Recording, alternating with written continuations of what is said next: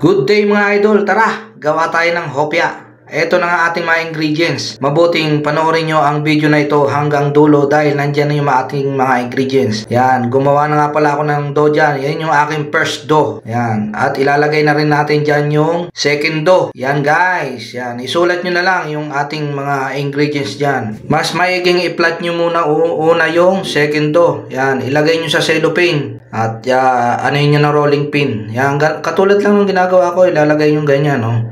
Para madali na siyang i-plot sa first dough. I-ice lang natin mabuti, yan, ganyan. Siya nga po pala mga idol, ako po isang chef sa barko. Hindi po ako baker ha. Magkaiba po yung baker at chef.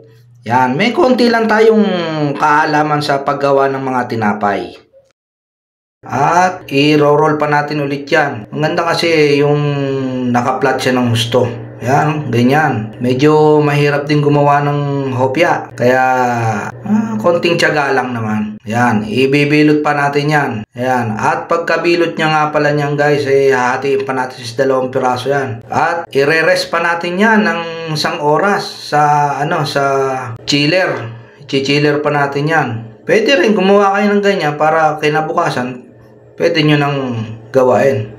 Para matigas siya ng bahagya yung dough. At pagkatapos natin, yan, hati-hatiin na natin yan. At yan po yung ating palaman. Yan, isulat nyo na lang po guys.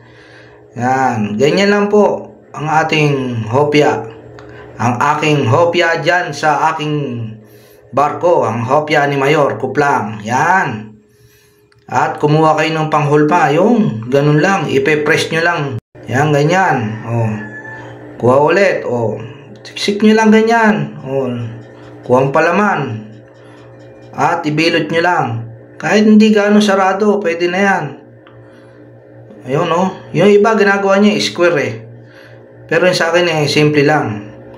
At yan, natapos na yung ating hopya. At di pa nagtatapos dyan. Siyempre, ipapan-fry pa natin yan. Yan, ganyan guys. Susunugin lang natin ang bahagya o papupulahin yung magkabilang gilid ng ilalim o ibabaw. Yan, ganyan guys. Para lumabas yung aroma niya. Napakabango niyan. At napakasarap.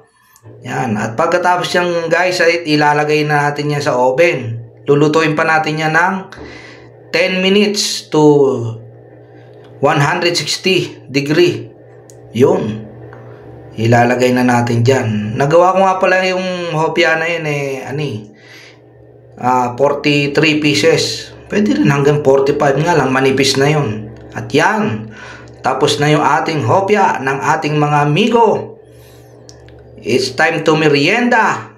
Ayan, tapos na yung ating napakasarap na hopya. Napakasarap na hopya niyan. Tuwan-tuwa na naman ang ating mga amigo nito. Kaya ano pang hinihintay natin? Arat na tayo makapagmerienda na. At kung nagustuhan nyo ang video na ito mga idol, pwede ba akong makahingi ng isang follow, like, comment, and share naman dyan mga idol. Salamat. God bless.